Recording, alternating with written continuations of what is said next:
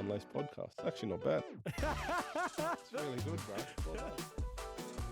Hello, everyone, and welcome back to an overdue episode, I feel, on the Unlaced podcast. And I do want to acknowledge we have taken a few weeks off in between some of our recent episodes due to the crazy way the world is with lockdown. So I do just want to send my wishes to all the listeners, all the subscribers out there. I hope everyone is keeping safe in lockdown. We are aiming to keep doing more episodes over the coming weeks, so we are back on deck. So I appreciate you staying and being patient with us. But I'm super excited to kick back our podcast and our venture with a friend of mine that I played football with probably 10 years ago now. And seeing his journey from afar has been actually quite inspirational for what he's achieving at a relatively young age. But very happy to bring you Adelaide United's captain, Stefan Mauk. How are you doing, mate? Yeah, good, bro. How are you? Very well, man. I'm very well. How are you going in Adelaide? Like, what's the lockdown vibe there? Is it pretty cruisy in comparison to Melbourne? Yeah, it's pretty cruisy. Unless you're going into a venue, really, you don't even know that it's a lockdown, obviously, or any restrictions, because it was 7 days back, I think 3 weeks ago, and then since then they've just been easing them more and more. And now it's, you go into a restaurant, cafe, you got to wear your mask, and then you sit down and you don't even remember that there is restrictions. So it's being pretty fortunate to be in Adelaide at this time. Oh man, that's a rubbing salt in the wound. I shouldn't have even asked that. But no, we go a little way back because I want to start like where we crossed roads, which was at the Australian Institute of Sport. And I don't know how long we were there with each other, but obviously you came over from South Australia as a South Australian boy, and I moved in there from Melbourne. Can you just talk me through, I guess, that time and that period back in your life and what that was like for you, I guess, moving into an elite institution of football with some of the more elite players around the country? Yeah, it was unbelievable. I think it's quite sad to know that there isn't the institute anymore, because that whole experience for me, not just on the field but off it, I think really shaped who I am as a person and understanding what it takes to be a professional. You're obviously surrounded by other athletes your age in the football program, but also other athletes that are Olympians and trying to get to the Olympics. And they're living and breathing it, and you're just exposed to anything that you, I guess, could want as a young athlete. So it was a great experience, and I loved my time there. I think we spent a few months together. I reckon you actually did a presentation to us. I don't know if you remember that, but no. in the Oh, no. in the auditorium, you did a presentation. So. Oh, was this when were you at Sassy then? Were you at the South Australian? It might have been like a few months, like when we had the NTC challenge there in December. You did a chat to us. I think it was all the different states. So yeah, it's pretty funny. Whoa, what was it good?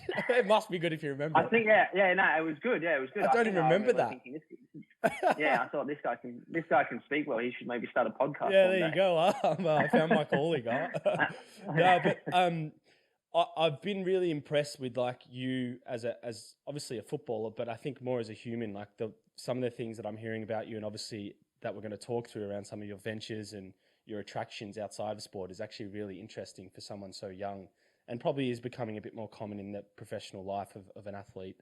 But I do want to just like pick your brain a little bit around the current time, because you're in a preseason now, an A-League preseason, and like anyone knows with the A-League, it's a really sort of short and crammed and full-on season, and then there's an epic long preseason that sort of comes with. It's not your typical preseason in Europe that's sort of 6 weeks or 4 weeks, right? So how are you kind of attacking that from a mentality standpoint and working through that? Yeah, I think obviously the A-League preseasons are the longest in the world, I reckon, out of any league. And with COVID, who knows, it probably could be even longer this year than what they're anticipating. But it's tough. I think the FFA Cup, or the FA Cup now, is something that at least breaks it up. But that, again, has been pushed back an extra month. So that's something that's disappointing. And to play friendly games is almost impossible for us with the NPL here. They're cramming so many games in because of lockdown, so we can't even really play those teams. So it makes it a lot more challenging. And for me personally, I'm actually injured. So I just had surgery last Friday on my leg, which has, I guess, not been good timing. But, if there's ever a preseason to be injured, I think this is not a bad one, because it's going to give me enough time to actually get fit afterwards and back running. So I've tried to just stay motivated and set little goals for myself. And even being injured, even more so, I guess, you have certain sessions that you're obviously doing things that you don't enjoy, but you're just trying to get the best out of yourself in each session, and that's really all you can do, and not focus too much to the future, because who knows what's happening. Yeah, I mean, it's interesting, right? Because I always feel being injured as an athlete is like a very lonely time in professional sport, because you're obviously doing quite a lot of things on your own, and you're kind of separate from the group, and you've got to go through this journey and your own mental battle to get back.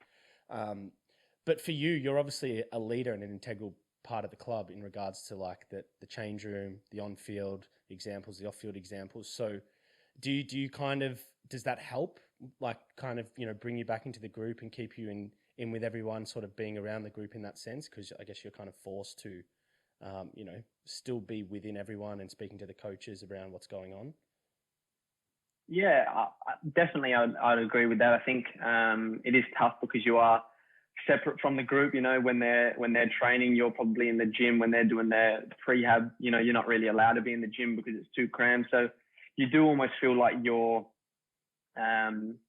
not second to the main group, but at a certain level you kind of are. You're on a different timetable. When they've got days off, maybe you're in training. When it's working out like that, it's obviously it's hard, but at the same time, like, being a leader at the club, I'm able to be in some meetings, and I still try and watch as much of the session as possible. And I guess trying to then go to the other side of it, where we've got 4 or 5 guys injured at the moment. So how can I create a good environment in the rehab section when, nobody likes doing, the grinder or the assault bike or any of those hard sessions, but trying to make it as competitive as possible, because that's, I guess, the way I play. And I think that's something that we can improve on as a club. If we want to be the best, we have to be competitive with everything. So just trying to focus on different areas of it. Right. So, I mean, separate from your injury, obviously that's probably your main focus, but like from your sort of personal game, is there anything you've identified that you want to really improve upon or even get better at? Or, is there any weaknesses you've identified that you think if you can get better at that, you're going to become an all-round better player? I think last year, one of the big things for me I wanted to do was obviously score more goals. And I think I did relatively well, bar the last probably 7 or 8 games where I was struggling to run. I was doing really well. And I think the next step to then bring that, where I kind of stopped focusing on it so much, was creating a little bit more. I was more worried about getting in the box, being in the right position, where if a cross was coming in, I wasn't focusing so much on, I guess, hurting the opposition with passes as much or looking for assists. So I think if I can now bring that in as well, then obviously you're the complete midfielder as such. So that's going to be an aim of mine for this pre-season. Mate, you started last season off on absolute fire. I don't know what your goal to game ratio was in like the first 10 rounds, but it was like pretty incredible. I don't know if you were like top scorer at 1.2, but I recall you banged in like 6 or 7 pretty quick. Which was pretty impressive. But I just want to actually go back to last season, because I don't think as many people gave Adelaide as much credit coming into that season of what you guys could achieve. I think probably losing a couple of senior players. I know you brought in Tommy Urich, but it probably seemed like it was more of a youthful side under Carl Viet, right? And people didn't really give you the credibility that you could go on and do what you did. So, I mean, how do you look back on last season with what you guys achieved? Do you feel you were expecting that internally to get to where you were? Yeah, I think internally you're always aiming to win it. I don't think any player or any club's going out there not to win it. But if someone said at the start of the season you're gonna finish, I think 4th or 3rd or 4th, I can't even remember where we finished now. But we obviously made the semi-finals and went down to a good Sydney team. So someone said that, you would have been like, you know what, we're in the last 4 with the team and the injuries I think that we had. That's a great performance. But it's, outside, I think we were always, I guess being in Adelaide, you're kind of just out of the news and almost irrelevant sometimes. So you just get pushed to the side. And I think we used that as motivation. And it was something for us as players and the coaching staff who were like, well, nobody's speaking about us. Even when I think we went 7 undefeated, people still weren't saying that we were one of the better teams. They were always talking about Melbourne City and Sydney FC are going to come good. And Western Sydney have got great players. So I think, we use that as as something to spur us on. And even for this season, the same. I'm sure nobody's going to talk about us, and we're happy with that because we'll just let our performance do the talking when we start playing. Yeah, I kind of like when people were saying they're a very young team, I was like, I think it's a really good thing, one. But I'm like, I don't think people are acknowledging, like, you've got some really good senior players in that dressing room too. It's like, you're not all kids. There's like, I know you're quite a young captain, which I'm going to go into straight after this point. But, I mean, there was like Tommy Urich, Craig Goodwin, Ben Halloran, Jakobsen, the two boys from Spain who obviously, stellar careers in themselves coming to Adelaide. So I always felt like it was like a really poor judgment when people were saying that. And I wasn't surprised that you guys got to where you were. It's funny, when we did the A-League, like an overview of the season and a preview leading into the finals, Cam, Watson and even Dario had you as smokies to win it coming into the finals, because obviously anything, it's really hard to beat Adelaide at Coopers for one. And then you guys' away form wasn't too bad. So what's impressive for me though, and this is actually quite incredible, and I'm glad to see it, but you were made captain of Adelaide United at 25 years old. And I don't really recall anyone across the A-League history that may have been as young as a captain. There might have been one or two. But it's a pretty impressive achievement, right? And I'm really intrigued to know, I guess, how that came about. And I actually think you'd probably be the youngest captain in the club's history anyway, surely. So, yeah, I'd be really interested to know how that came about, and obviously how that, you obviously must have been attracted to that opportunity too. Yeah, I think I definitely am the youngest one at the club. They told me that, but I don't know about the league. I think Mitch Cooper did one game at Gold Coast. That was my debut. That doesn't. No, but you're like a genuine club captain. Yeah, I know. Do you know? Actually, I do. I get what you're saying. I just want to touch on this. I spoke. There's Vince Regari. He's a journalist for. I don't know if he's for the Sydney Morning Herald or someone, but he was a journal up in the Gold Coast at the time. You might know Vince. You might have done interviews with him anyway. Yeah. He's doing like a podcast documentary on Gold Coast United. And I had to go, like, he's done a bunch of episodes, he's compiling it, he's going to release it. And we spoke about that day with Coops when he captained, because it was my debut as well. And the only reason he was captain is because he was like 50 days younger. So they made me vice captain, and I listened back, he played an interview back of us, like in the journos, and it was like, they were taking the piss out of us, and I was just like, this is like hideous. I can't believe they put us through that. And anyway, Coops was so nervous that when we were walking out of the tunnel to go onto the field, because we were playing Melbourne Heart at the time, and Fred was the captain and stuff. And we got out to the front, and the ref just looked at him and goes, "Where's your shin pads?" And Coops was like, "Oh." And he had to run back in and get his shin pads on. And I was like, we're going to get fucked. No. We're going to get fucked today. But anyway, just to go back to your point. There you go. So how did it come about? I mean, did you get approached by Bruce, or was it from Carl, or? So I guess go back a little bit further than that. When I was coming back to Adelaide, it was actually something that I, probably the last season at Brisbane and then coming into Adelaide, I actually wrote down in the journal that I was using then, I wanted to become more of a leader. That was something that I did. I didn't say I wanted to become captain. I just said I really want to become more of a leader. I think I have a lot of experience, even though back then I think I was 24, 23 at this time. I was like, I really want to pass on the experience that I have and not worry so much about myself. I think, when you start to worry and focus more on helping other people, you play better yourself anyway. So 100%.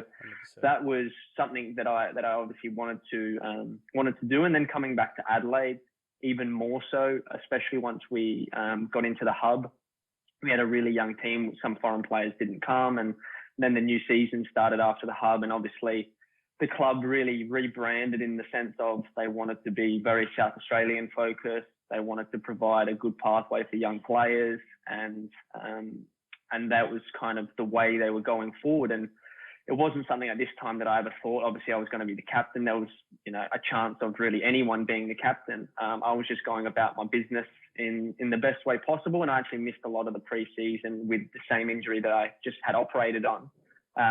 But obviously, in everything I was doing, whether it was off the field or on the field, I was trying to, I guess, galvanize the group, make it a better team. And then whenever I was in the media, obviously trying to speak as well as I could and promote the club. And I guess what they were looking for at that time was someone that kind of ticked all the boxes, ideally, if they could be South Australian, someone that could be a face of the club, good for the media, and someone that obviously set the standard in training was, I'm sure, a massive part of it as well. So it was, I guess the three just combined really well and what they thought about me as a person. And I got called into Bruce's.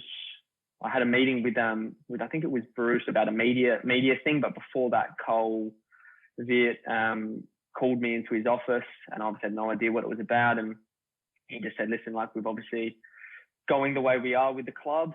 We've wanted to make a few changes, and we've decided to make you the club captain." So it was that's awesome. It was something that I obviously didn't expect, really didn't expect, and it was my dog's just barking. No, you're right.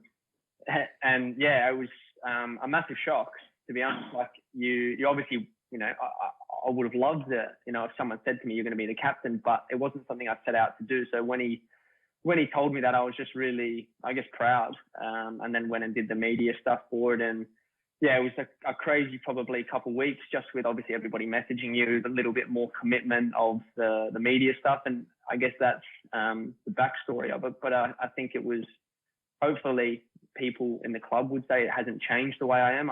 If I wasn't captain I would hope that I would still be acting the same way. And I think that's the most important thing. That's a hard thing to do, man. That's an unbelievable story as well. And I think credit to Adelaide for putting you in a position, because obviously based off the performance and, as I said, the start of last year, you definitely took it in your stride. But I'm interested to know, do you actually think it's changed you, or not necessarily changed for the worse, but changed you as a player in the sense of you feel more responsibility, you actually utilize that pressure and that leadership to make you a better player as well? Do you think those things have actually propelled your game to a new level in any way?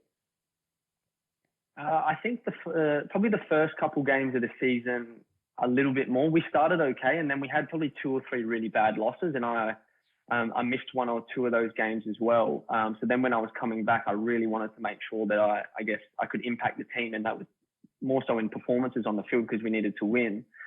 And it was actually Ross Aloisi that came up to me and said, "Listen, you don't need to try and act any different to what you were before you were captain.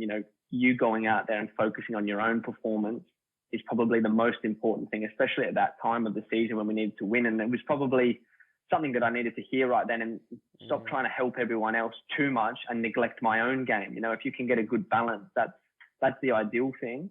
But he said, if you go out and play well and do your best, people are going to follow you, and they're going to obviously start playing better as well themselves. And that was something I needed to hear. And I tried to, as much as I did with helping other people, but I had to make sure that I was playing, my best football as well. And that was something that, especially those, like you touched on, the first couple months before I think I started hobbling around the field. I was flying, and everything was really good. And hopefully this season it will be the same as well. It's interesting. Actually, that's great advice from Ross Ellis. He obviously was a former captain of the club. But it's funny you say that, because when I always associated captains on football fields, I always thought it was obviously usually one of the better players or the more experienced, but the ones that were vocal, like in and out of the change room. And it wasn't until I got to Adelaide when Eugene was captain, and Eugene will probably hate me saying this, but like Eugene just never spoke, man.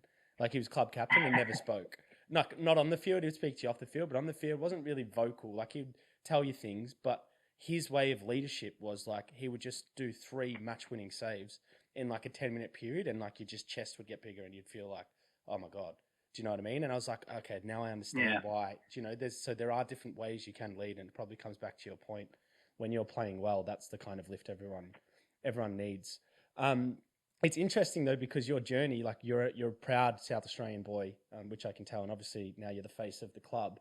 But your initial moves when you left the AIS into A-League clubs were at other clubs, so Melbourne City and also Brisbane Roar. So what do you think you really gained out of those experiences in those clubs, I guess, to support where you're at now? Yeah, I think the first, obviously moving to Melbourne Heart was a massive thing. I was obviously, I think it was 18 months I was at the AIS for, and then I got the opportunity to go on train with Melbourne Heart. And from that, a few of us got a contract. And it was, an unbelievable feeling. I did, in the back of my mind, I always wanted to get signed by Adelaide. And I went on a tournament with Adelaide probably a few months before that and did really well. was hoping I was going to get a contract from that for a Champions League. I think you might have been at the club at the time, and it was a Champions League contract, and it never came through. And then kind of just lost touch with Michael Valkanis, who was the one that was trying to help it along. And when Melbourne Heart came forward with an offer, I wasn't going to go to Adelaide and say, listen, they're offering me something. Are you going to give me something? It was more, well, Melbourne Heart believe in me. They think I'm a good fit for the club, and I trusted them. So I was pretty ecstatic to go there at that time, and I'm glad I did, because I think, again, moving to Canberra was one step of becoming more independent, but you were living on site there. You had people helping you, but then moving to Melbourne, I was not even 17 yet. I was living with another player. I didn't have my license yet. It was a massive city. I didn't it was a struggle. I was getting people to pick me up for training, or sometimes catching the tram, the 86 down to the uni and walking across for an early physio appointment. And it was all these learning experiences that you would never think a professional footballer would do, but you have to. And it was a really important 4 years for me to, I guess, experience a lot of highs and a lot of lows, and understand the way that, I guess, the football club works. And the Melbourne Heart to Melbourne City transition was awesome to see as well, with the extra resources you were getting and being with world-class players. But it, I guess in the end, after that, I then ended up coming back to Adelaide the first time and won the A-League. And then coming back from Holland, I had the opportunity to go to Brisbane. And I just felt like at that stage, the club was in a better position than what Adelaide was. And I didn't feel wanted from Adelaide, if that makes sense. And as a player, that's really all you want. And the emphasis on the club has changed so much for South Australian players that they're the first ones they want to go after. And I think that's a really strong message from the club, because there's so many talented Adelaide-based players. Why would you want them to be playing for another team if they can be playing for your hometown club? Yeah, agreed. I always had that feeling too when I was in Canberra. I always wanted to come back to Melbourne, and then I ended up at Gold Coast and Adelaide, and I was always like, I wish that perspective is there, because it's kind of like sentimental coming back to your hometown club. But you really sort of like, and I think I agree, like the position you would have gone in Canberra would have helped set you up, but it's just, you can't really compare when you go into a professional club and then you're fending for yourself, because the AIS is like, it's just incredible. Like the state of the art, you got fed, you got physio, anything you ever needed, you could get with a click of your fingers. Whereas when you're in the real world, you're like, okay, now I've got to start fending for myself and outside of the club. So I feel like you probably would have left Melbourne City when you did leave, like you would, came in a boy, left a man in some regards. And I think your time at Brisbane was really, it wasn't like you hadn't already put your authority and stamp on the A-League, but you definitely really made a lot of noise there in headlines. And I'm keen to understand as well, actually, from the Brisbane journey, how the move or the deal with NEC came about in particular, because like that's not a small club, that's a massive club in Holland in the top flight. And all our dreams as footballers is to get that move to Europe. So how did that come about? And that must have been an amazing moment for you. Yeah, it was massive. I guess that was on the back of winning the A-League with Adelaide and getting away with the Socceroos. And my dream had always been to play in Europe. I always had it mapped out in my head. I was going to play a couple of years in the A-League. I was actually going to leave at 18 to go to Europe, but that didn't happen. So I stayed an extra couple of years, and I was away with the Socceroos at the time, and I was in England, and Robbie Violart, who was at Melbourne Heart, was in contact with me, messaged me and said, oh, maybe there's this club, because his dad was an agent or a sports director at that stage, and he just said, I'll put your name out there, as well as my agent Vince Grella, who was looking for clubs. And it just came up, and they were like, well, they're really interested. There's a couple of other teams. Harry Kuehl was at Watford then in the reserves, and he was speaking as well to Vince Grella, and there was an Italian team that really was keen as well. And I just felt that the best move was to go to Holland because of the league that it is. It was the least amount of money to earn there by a long way, but the footballing journey was, I guess, the right fit for that, in the sense of if I could go there and play, I was going to be able to get another move rather than being going to a big club and really struggling, probably going out on loan. So it was something that it made sense, and it was the right footballing decision, and something that I've always tried to base every decision off. Has not been money, it's been football. And it didn't work out the best football when I was there, But again, what I learned off the field has put me in this position today. So as harsh as that 12 months was, it was the best 12 months of my life as well in other ways. Why for you, like, and because this is like, football can be a real lonely game sometimes, especially when you have these moves and these opportunities where you're living your dream and then you realize, like, actually, I'm not even getting recognised, or the opportunity's not there, or I'm injured, or whatever, it doesn't go to plan. Like, for you, what was really tough about that period, and how do you think coming out of it, like, what's that giving you back? Yeah, I guess I went there. So the coach was a German Dutch guy. He'd been at Borussia Dortmund and in the under 18s or 16s, and he was speaking to my agent. My agent flew over there, Vincuella, who was in Italy, so it was an easy flight to go there. Spoke to him. They were saying we want to play exactly like Adelaide, the same as Dortmund, almost with the 1-6, 2 10s. He'll be one of the 10s.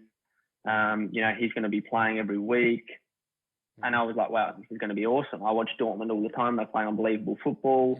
Things are going to be great. Got there and spent the first couple of weeks training, and it was hard to adjust, but I was still on a high confidence-wise and really excited, and played a few games, and we just got smashed. And like, the training that we were doing was just bad, to be honest. There's no other way to put it. Just basic things like passing drills. The cones were too close to the other passing drills, so balls were hitting into each other, and I just felt like it was very, it was a big step back from what I was experiencing at Adelaide coaching wise.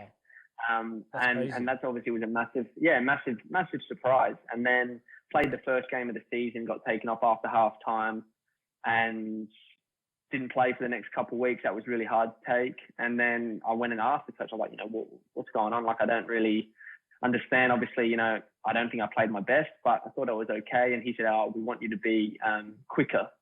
And he's like, we need you to be faster. And I said, well, I'm 20, 21. I'm not going to become fast all of a sudden like that.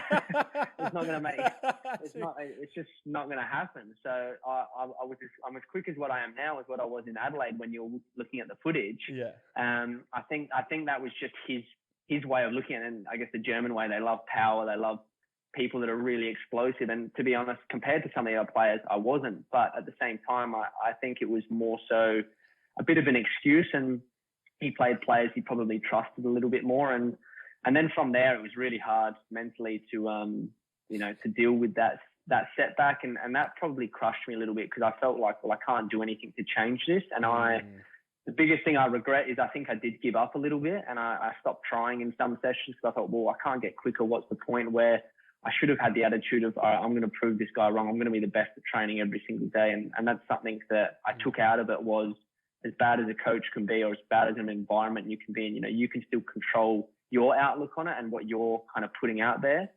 So it was a massive learning experience from that side of things, of the mental side of the game. And, I loved living in Holland. I loved living overseas. I'd do anything to go back to Europe, because it's, it's the world of football where they live and breathe it there, like it's a religion, I guess. So I guess leading into we'll see, you kind of segued into the mental aspect of the game, but just before we do, like, for you to finish your career and sort of look back with no regrets, do you think you've got to get back to Europe at least some point, and kind of just fulfill what maybe you couldn't there last time? Or is it's kind of, it's a different. It would be, it was. I think my only regret in football I have today is my attitude when I was in Holland after probably the first 3 or 4 months. But I really can't change that now. All I can do is obviously worry about the way I'm acting now. If the opportunity came up to go to Holland or another country in Europe, I would jump at it. But at the same time, it's not as easy the older you get, and obviously the money now with COVID is probably smaller in those countries. So there's a lot more that goes into it. But if I could get back there, I would love to. But you know what? I actually because I resonate with what you're saying around those challenges when you get shafted by a coach and you got to turn up every day and train. I actually think that's one of the hardest things in football, is to turn up every day knowing you're not wanted and still trying to be the best.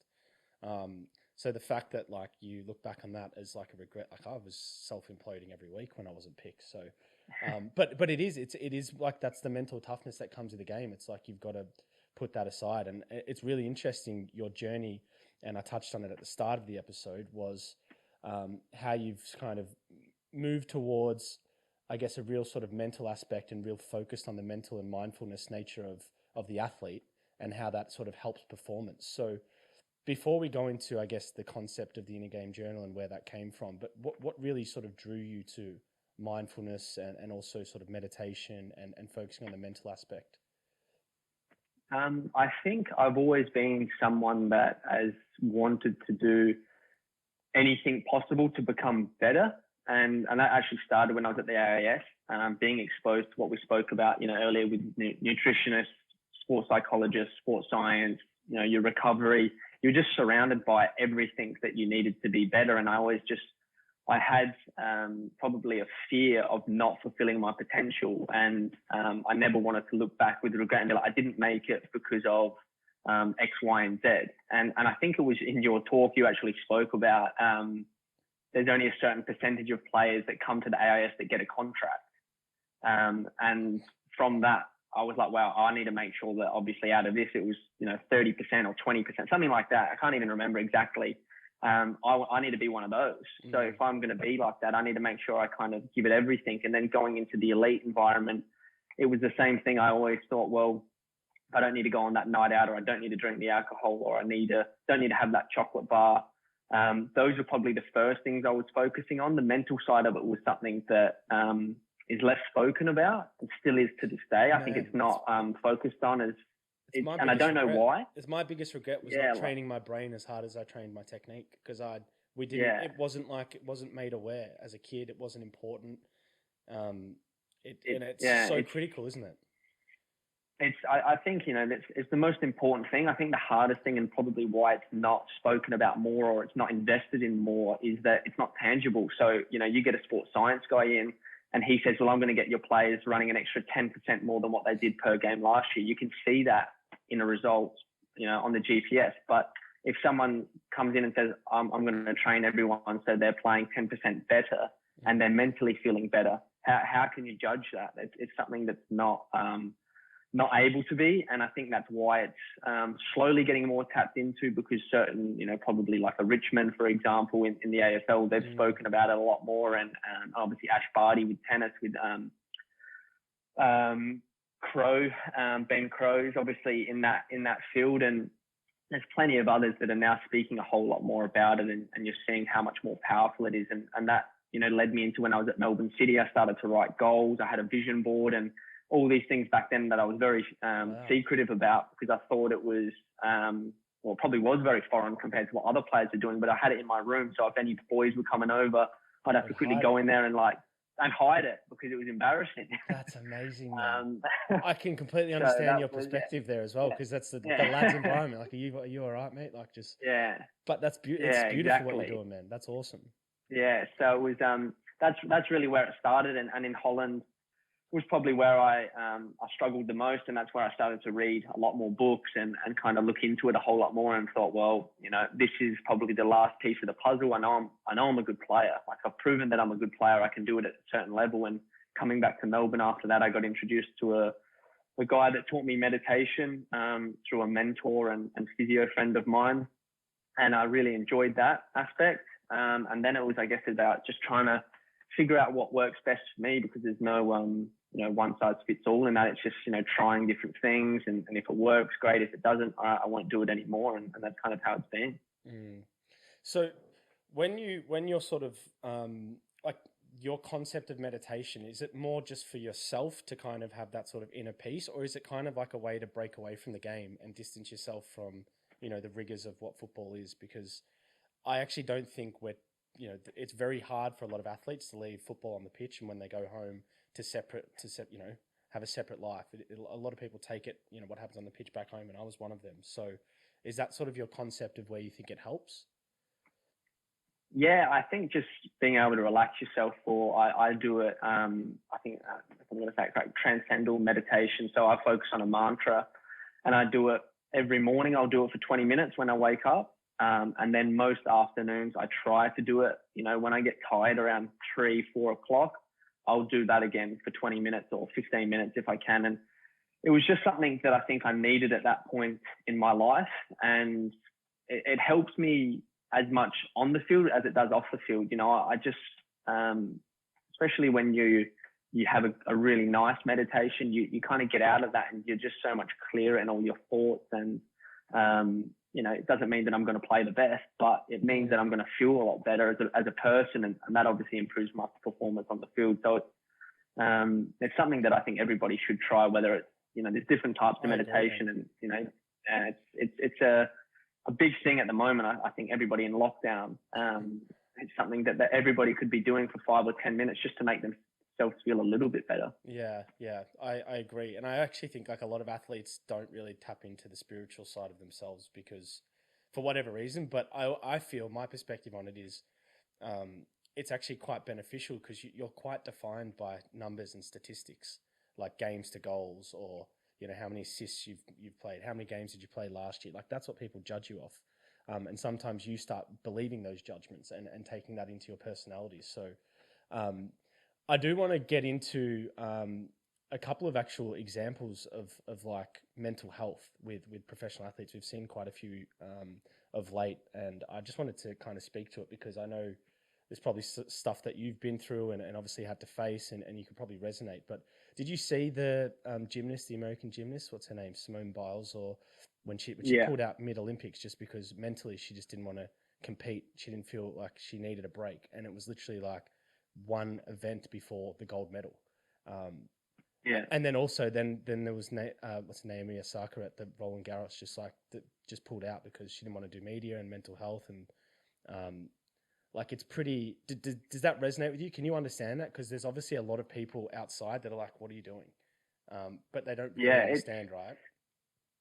Yeah, it's really it's so hard to understand. I've never gotten to the point where I wasn't going to rock up for a game, but I also think I guess it's hard because my pressure, if I feel like I'm under as much pressure as I possibly can be, that's the same as Simone Biles and Naomi Osaka, even though they're at different levels. My maximum pressure that I've faced is my maximum. Yeah. So I'm not saying that I'm all of a sudden more resilient than them, but I've probably been fortunate enough that maybe my mechanisms that I've created for myself work, and maybe what they needed at that time was to step away from the game or from performing in front of billions of people. And it's something that, every player 100% feels that pressure of performing at their best. And those two are expected to win. Simone Biles, she's obviously the greatest gymnast ever, but she's expected to go out there and win gold. And even though from having a little bit of knowledge of gymnastics through my partner, she is better than everyone else. She's just better. There's no other way about it. She has to go out there and perform. Like she's maybe a superior athlete, but, if she's having doubts about herself and then, she makes a mistake, it's going to be pretty critical that, she's flipping in the air and she's made a mistake because she's doubted herself. She's going to really hurt herself. So it's probably different in that aspect, that you want to make sure that you're 100% committed to what you're doing. And Naomi Osaka as well, it's more sad to see, I think, because how much they're struggling and like what you spoke about before, being an athlete is our life. So if we're choosing not to do that, there must be a really, really big issue. And it's something that is now spoken about a lot more in a positive way, that, before you would have got called weak and you can't hack it and that's just not good enough, where now it's almost like, well, no, they're extremely brave for coming out and actually showing how vulnerable they are right now. And it's something that will hopefully make more junior athletes tap into this at a younger age. So hopefully they don't get to that point. That I think is the biggest thing. When you talk about that, like the thing that I guess makes me sort of like prompts my interest about this is when Simone Biles and Naomi Osaka are making noise of this. I'm like, how many athletes are actually going through the same thing but don't say it? Because I reckon a lot of people would turn up and try and play at the highest level under the biggest scrutiny and not really be in the best headspace possible. And for all the listeners out there, the reason why we're talking through some of these points and highlighting the above is really because of I think it's actually an incredible idea and the venture and the business around what you're doing, but also how it's going to help athletes and their performance is something quite unique with the Inner Game Journal that you've developed and brought over the last couple of years. So for all those that don't know what it is, can you talk us through it and how it came about?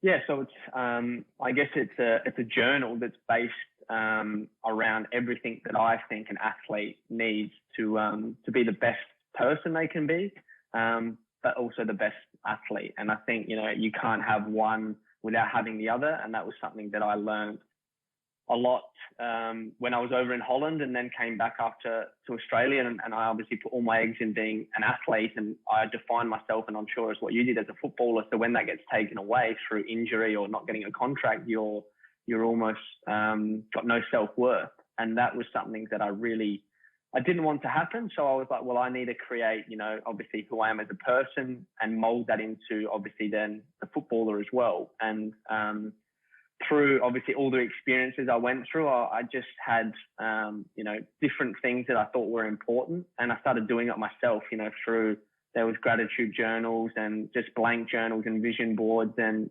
figuring out what I thought my values were, and just everything. And I just started to, I guess, put it together into, first it started with a big A4 folder with plastic sleeves, and I was carrying that around everywhere. And that was a struggle on away trips. And at the start I was hiding it from people, similar to when I was so this younger. Is like you're just doing this for yourself at this point, and you created your own construct and formula. Okay. Yeah, so that's how I first got into it, and then it was funny that I was carrying that around, and there was Jack Hingett at Brisbane who probably saw me and was thinking, what is that? And I obviously explained it. He was like, oh, that's cool, but I really found that it helped me. And then I got one made at Officeworks, which was A5, and it was a little bit nicer, and I started to put in like a vision board at the front through reading a few different books, my purpose, value. So I then combined it all, and it was a little bit nicer, and I was just feeling really good about doing it. And I showed another player who was like, wow, that's awesome. Maybe you can make me one. And that was just before COVID hit. So then during COVID, I just started to think about, well, maybe I can make my own nice one online, and I can just get those made. And I was looking everywhere for an athlete journal. There was just nothing out there. There was blank journals. There was gratitude journals. There was affirmation. There was all these different types of journals, but nothing specific to an athlete. And I was actually amazed that there wasn't so far, obviously, with how important it is. And then I thought, well, maybe I'll create my own. And that was going to cost me like $150 to do. And I was like, well, that's not possible to do for a business or myself. Mm. So I guess I then went on the journey of trying to, source manufacturers overseas and put it all together. And I was fortunate again that Ben Garuccio, who's my best mate, his girlfriend can do very cool things on in design. Mm-hmm. and graphic design, and she could make it for me. So then we just started talking in the hub and put everything together, and then it was, all right, now we need to set up everything for a business, obviously. So a website, wow, that's amazing, different bank details, and I guess everybody in the hub was playing a lot of, whether it's PlayStation, watching movies, or playing cards. And I still did obviously a lot of that, but I spent a lot of my time walking around and just sitting down and trying to figure out how it was best to do this, because it was something that I know how much I struggled. And I just thought, well, if I'm struggling, there has to be all these other athletes that are struggling as well. So let's just give it a crack, and let's see how many I can kind of get to. And that's how it all came about. Mate, it's insane. And it's kind of amazing, because it's like, when you brought it out, I was like, oh, no shit. Like that could really help. And it's like, why the fuck is that why has that not come about before, Yeah. But like, so just to talk through like the actual sort of fundamentals of the journal. So is it really like, how is it going to offer support for individuals and athletes? Like, are they documenting things that they're going through? Are they talking about training, performance? Is it goal setting? Like, how does it kind of give them sort of value back?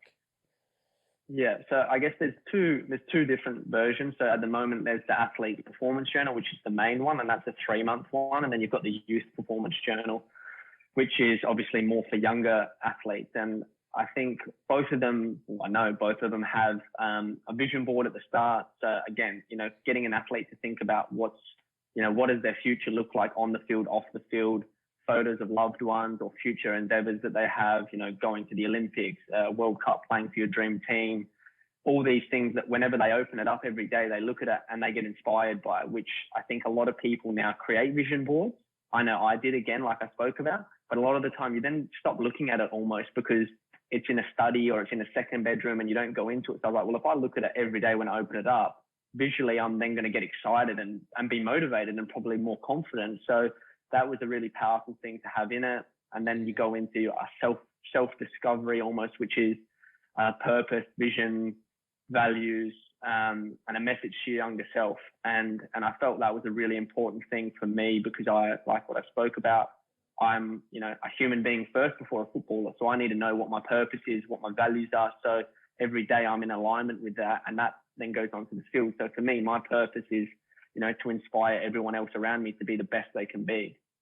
So whether I'm on this podcast chatting to you, whether I'm in the street helping a random person or playing a football game, I can still do that. That purpose is still there. And I guess it creates a powerful thing for me, whether I'm playing football or not, because touch wood, an injury could happen and I might not be able to play, or I might not get a contract, but that purpose never changes. And that's what I believe makes me go out and play better, because I'm not just focused on being the best player I can be and I need to reach a certain level. I'm focused on being the best person I can be. So when I'm playing, I'm working hard, I'm doing everything right so I can inspire a kid in the crowd or my teammates to be the best they can be, which is really powerful.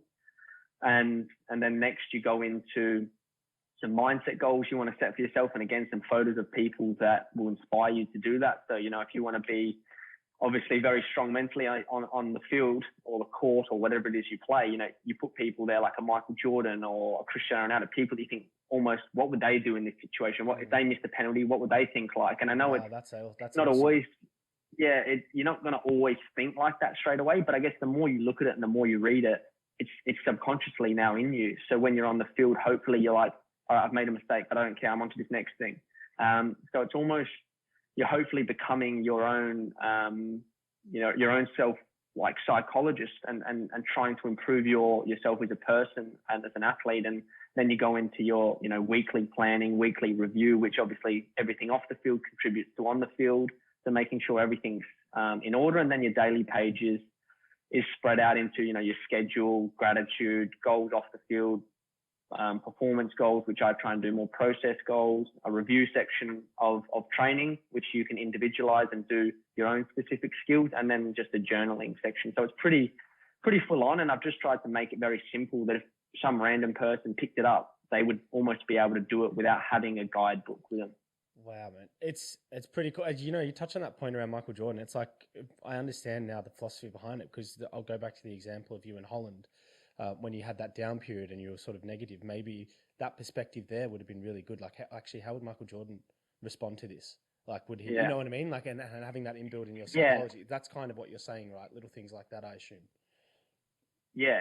Like, you're just trying to, I guess, promote good self-talk and positive self-talk rather than negative self-talk, because it's going to happen regardless. I think, you start to say bad things, but if you can stop it, the bad comments to yourself quickly, and make some positive comments, or without you even realizing, if you're, 5 minutes to go in the game and you're thinking, I'm going to score this winning goal. That's all you're saying to yourself. I'm not saying you're always going to do it, but you've probably got more of a chance that you're actually 100%. Going to do it then than if you're not saying it. Correct. So it's really just priming your brain and I guess who you want to be. So that's the main concept behind it. And I think it's been really well received so far, and hopefully it's just going to go bigger, because I guess the main reason why it was created was to help other athletes, whether they're professional, semi-professional, a mum or a dad that just likes being active. I think anyone that can go out and exercise is classified as an athlete. So 100%. Yeah, everyone's an athlete in my eyes as well. And it's actually like, it's so beneficial, this journal, folks, that it's actually something that every child or kid or teenager who's playing sport, I think should have as like a weapon to start sort of mentally training themselves and preparing themselves for how you need to think as a professional athlete. And coming back to like the business aspect of this, because that's like something that I'm also interested in. Like for you, like is this something you're trying to do on a larger scale? You're trying to impact obviously a lot of communities, a lot of football clubs, a lot of professional athletes, all in the one. So I'm just keen to understand, I guess, your perspective on, how you're looking to maybe approach that. And then two was, I've seen that you've partnered with certain people in great professional Australian athletes that are, ambassadors on the Inner Game Journal as well. So, how did that how you were arranging those engagements as well?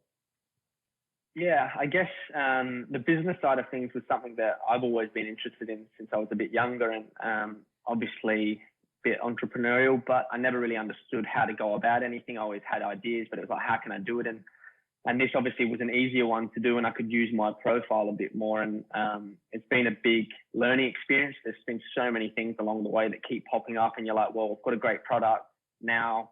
Why isn't everyone buying it? Well, it's like, okay, well, you need to get it in front of people, and you need to actually sell it to them. You know, if I was doing a podcast with everyone, they probably would buy a journal afterwards, but I obviously can't do that with all the people in the world. So it's trying to find ways to obviously sell the product and make it be exposed to the right people. Correct, yeah. and resonate with different people. So that's been really cool to go through that process. And I'm lucky enough, I've had some good mentors, some people, the vacay swimwear guys. I played with one of the guys from there, Geordie Callios, and he's helped me out quite a lot, putting me in touch with good people.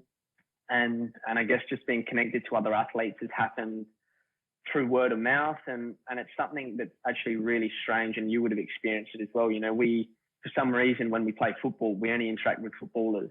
And if you play AFL, you only interact with AFL players. And I don't know why it's always been like that, but we should probably connect a lot more, because we have the same challenges, the same problems, and we could probably learn a lot of each other. But you never would just start randomly messaging those people on Instagram and say, hey man, would love to catch up for a coffee, because they'd probably tell them about why. Yeah. You know what I mean? 100%. Where I've actually, it'd be a random thing. You know, if some random player did that, I'd be like, that's strange, but all right, I guess I would be okay for it. Some people would be like, no, I'm not catching up. This guy's a weirdo. Yeah. But I've now got that reason to kind of message them. So I've been able to have conversations with them around it. And that's probably been the most exciting thing about it, is I've been able to meet different athletes from different sports and get to know them a little bit better and understand they go through the same things. And it's all just really exciting to know that anything, you know, if I started a t-shirt company and did that, you know, a lot of them would be like, pay me X amount. Well, a lot of them have been really good about it because they want to promote the same thing. You know, mental health is important, and teaching younger athletes, but obviously other ones, you know, this is a product that can obviously help you, and you should look into it. So I've been very, very fortunate, and then to partner with obviously the athletes, but then recently with our players union, the PFA, they've been really big, and their whole message is obviously about improving people on the field and off the field. So I've loved to be able to partner with them, and hopefully I'll be starting some workshops with the younger athletes and footballers, which I've been doing with clubs here. So it's been really good, and trying to juggle obviously being a footballer, the captain, and the journals has been really tough, but it's something that's actually, I guess, I reckon has improved my performance on the field and who I am as a person. So it's a really good thing that I've been able to find. Kudos to you, man. It's pretty amazing what you're doing. I think you're doing a lot of inspirational things on the field and off the field, as you've spoken of. The Inner Game Journal, peeps, I do highly recommend any athlete give it a look. It may not be for everyone, but I tell you what, you've got to give it a try first. And I think there's some fundamental benefits that people can really, really hone in on. And Steph, you've spoke of obviously your own experiences there, and how you've created this concept into reality, and now seeing like the best that in the field, certain fields of sports actually go, this is really helpful. And that must be so fulfilling. And I actually got a phone call the other day, and I mentioned to a friend in Adelaide, I had you coming on, and they passed on a story that I wanted to bring up to see if it's true, because, but apparently the great Andrew McLeod, as everyone should know, one of the best halfback players in the AFL, in AFL history, and probably the best Indigenous player that's ever played the game in Australia. So, obviously living in Adelaide, and I believe there may have been an order that came in from the McLeod household, at least maybe you presume. So you thought, oh, you know what, I'll go over there and hand this one in person and do the right thing. They're a local, and obviously it's Andrew McLeod, why not? And apparently that you went over, gave the journal to Andrew McLeod, and he just had absolutely no idea who you were.